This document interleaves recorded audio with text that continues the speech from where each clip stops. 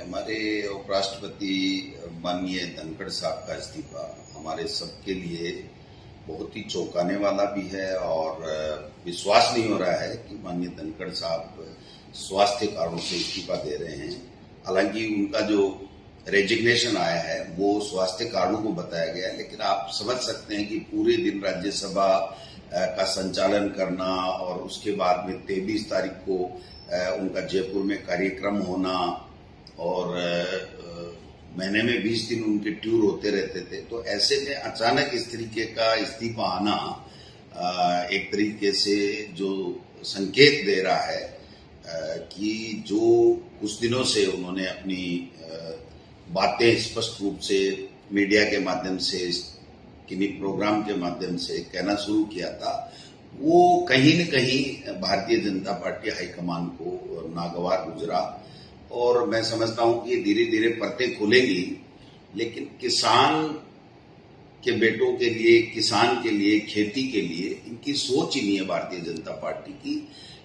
इनको केवल और केवल उनकी नजर से ही पूरी देश और दुनिया को देखे और वो जो कहें वो करे। मैं समझता हूं कि वो धनखड़ साहब नहीं कर पाए और ये जो हम आज देख रहे हैं कि उनका इस्तीफा हो गया है। तो राजस्थान में भी ऐसा हुआ था,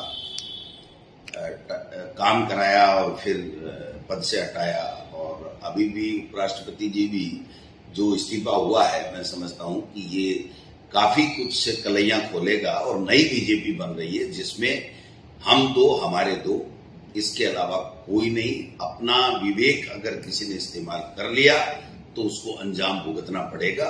ये जो नया ट्रेंड चला है ये डरावना है, ये लोकतंत्र के लिए, देश के लिए, संविधान के लिए, सबके लिए खतरा है। इसलिए जब परतें खुलेंगी तो मैं समझता हूं कि सारी चीजें स्पष्ट होंगी। लेकिन ये एम्स का बुलेटिन नहीं है, एम्स हॉस्पिटल का कोई बुलेटिन नहीं है कि धनखड़ साहब अब एक दिन भी कुर्सी पे नहीं बैठ पाएंगे, बोल नहीं पाएंगे।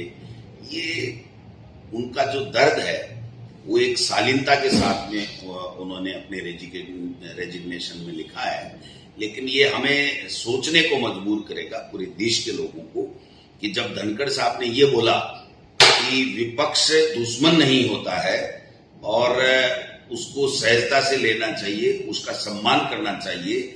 अगर विपक्ष कुछ भी नहीं है, हम ही हैं, हम कहें सो सही, तो ये तो घमंड है।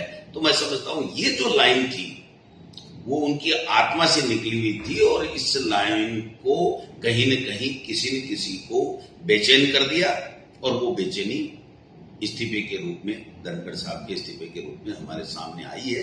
देखते हैं इसमें क्या है क्या नहीं है, ये सब चीजें आ जाएंगी। लेकिन मैं ये कहना चाहता हूं, किसान और किसान के बेटे जो भारतीय जनता पार्टी में संघर्ष कर रहे हैं उनका वहां पर कोई स्थान नहीं है। केवल और केवल यूज एंड थ्रो जो काम है वो देश में चल रहा है भारतीय जनता पार्टी की तरफ से।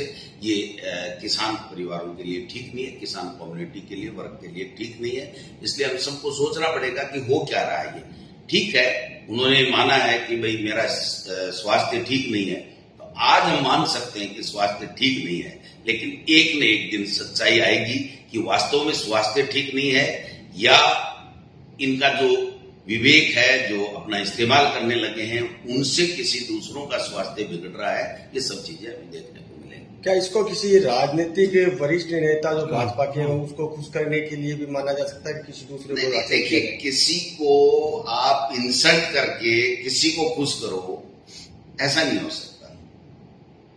मेरा ऐसा मानना है कि देश में सत्ता में तीसरी बार बीजेपी है, तो उनको इस तरीके से किसी को खुश करने के लिए किसी को इंसल्ट करे, ये बात नहीं है। बात और कोई बड़ी है जो धीरे धीरे सामने आएगी, तब पता चलेगा। लेकिन मैं ये कह सकता हूं, हम बराबर कहते रहे हैं कि जिस किसी ने भी भारतीय जनता पार्टी में अपने विवेक का इस्तेमाल किया, विपक्ष को सम्मान दिया, संविधान को सम्मान दिया, तो उसका हश्र यही हुआ है। मैं समझता हूं कि आगे नई बीजेपी पनप रही है जो देश के लिए डरावनी है।